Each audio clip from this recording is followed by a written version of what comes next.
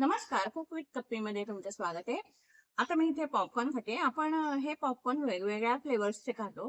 कोणाकोणाला पॉपकॉर्न आवडतात आणि कोणत्या कोणत्या फ्लेवरचे आवडतात ते मला कमेंट करून सांगा. पण मला खूप आवडतात. मी असे खायला आता हे मी खाणारच आहे पॉपकॉर्न. आणि मी काय करणार आहे माहितीये, ह्या पॉपकॉर्नची एक छानशी रेसिपी करणार आहे, गोड रेसिपी. आता सध्या श्रावण महिना चालू आहे. श्रावण महिन्यात काय होतं, काही ना काहीतरी आपल्याला गोड करायला लागतंच हं. तर आता मी काय करणार आहे, ह्या पॉपकॉर्नची खीर करणार आहे. चला आपण बघूया कशी करायची खीर ते. मी इथे पॉपकॉर्न करणार आहे. त्याच्यासाठी कढईमध्ये तूप घालतेय. आपण इतर वेळेला पॉपकॉर्न नुसते खायचे असतात म्हणून तेल घालतो, पण मी इथे पॉपकॉर्नची खीर करणार आहे. त्याच्यासाठी कढईमध्ये तूप घातले आणि पॉपकॉर्न करायच्या आधी मी बदाम आणि काजू व्यवस्थित परतवून घेते आणि बदाम काजू परतवून झाल्यानंतर ते बाजूला ठेवून देते.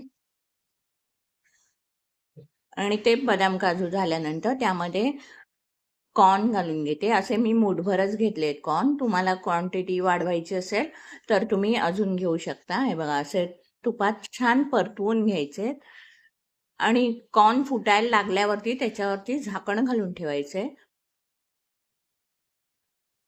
हे बघा कॉर्न किती छान मस्त झालेत, सुंदर फुटलेत कॉर्न. आता ते कॉर्न मी एका डिशमध्ये काढून ठेवते. हे बघा किती छान झालेत. आणि आता हे पॉपकॉर्न जे झालेत ते मिक्सरमध्ये घालून घेते आणि त्याची पावडर करून घेते. खायला असे छान लागतात, पण मी आज काय करणार आहे, त्याची खीर करणार आहे. आता हे दिसताना दिसतात एवढं भरलेलं, पण मिक्सरमध्ये घातल्यानंतर त्याची पावडर खूप कमी होते. हे बघा पॉपकॉर्नची पावडर किती सुंदर झाली आहे, मस्त झाली आहे पावडर. आपण थर्माकोलची अशी पावडर करतो ना, तशी अगदी हलकी फुलकी झाली आहे. तशीच हाताला चिकटते, पण सुंदर झाली आहे पावडर. आता ही पावडर मी एका भांड्यात काढून घेते. आणि आता श्रावण महिना चालू आहे, त्याच्यामुळे आपल्याला काय रोज काही ना काहीतरी गोड करायला लागतं. तर आपण पुरणपोळी, शिरा, सांजापोळी हे सगळं आपण नेहमी करतोच. पण एक हा नवीन प्रकार गोडाचा करून बघा तुम्ही, खूप छान लागतो.